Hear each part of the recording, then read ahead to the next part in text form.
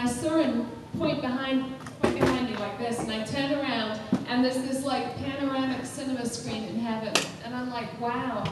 And I see the United States of America from an aerial view, and suddenly I'm launched out over the United States, and I'm flying south.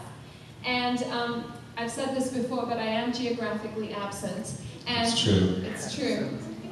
You want to share a testimony? There are too many. I taught Stephanie how to drive.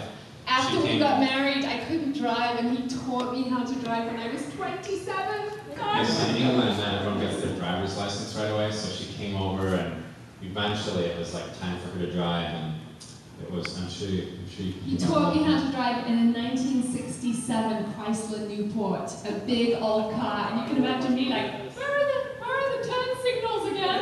Yeah, I wish that was the big problem, was turn signals. So we had some Dan and Evie, who were very good friends. It was actually Dave and Amy and Dan and Evie are some of our closest friends in the whole world. If you want to know anything about us, just ask them. And Dan and Evie had numerous events to be in the back of our 1967 Chrysler while Scott was giving me driving lessons. And let's just say we went through the fire earlier in our marriage. I can tell you it wasn't at the turn signals. So anyway, I'm flying south over the United States, which is a sign and a wonder for me to have any kind of geographical experience.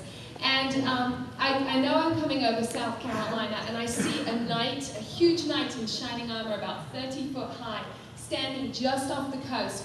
And I hear the Lord say, Knightsville. And I'm like, wow. And I'm thinking, I've never heard of a place called Knightsville before. I wonder if, you know, me of little faith, I wonder if there really is a place called Knightsville, you know. And immediately, the Lord speaks to me and says, this would be a good place for you guys to start a church. And he hands me a mandate, and it was a scroll, and I opened it up, and there were a couple of things that I saw. The first thing was a pine tree. And the Lord said to me, I want you to plant something that is evergreen, that doesn't die. And it was funny that when we then researched Knightsville, which is, of course, connected to Somerville, we found out that it was the flower town in the pines. And we were like, interesting. Symbolism there, you know. And so the second thing in the mandate was literally a live heart, like a human heart, beating inside this mandate. And I knew it was the heart of David. And the Lord said to me, I want you to build for me the house of David, a house of praise. And interestingly enough, you know, the first people that committed and felt the Lord told them to come with us was David. And I wonder if that's a coincidence or a God incident, you know. Who cares? It's good. So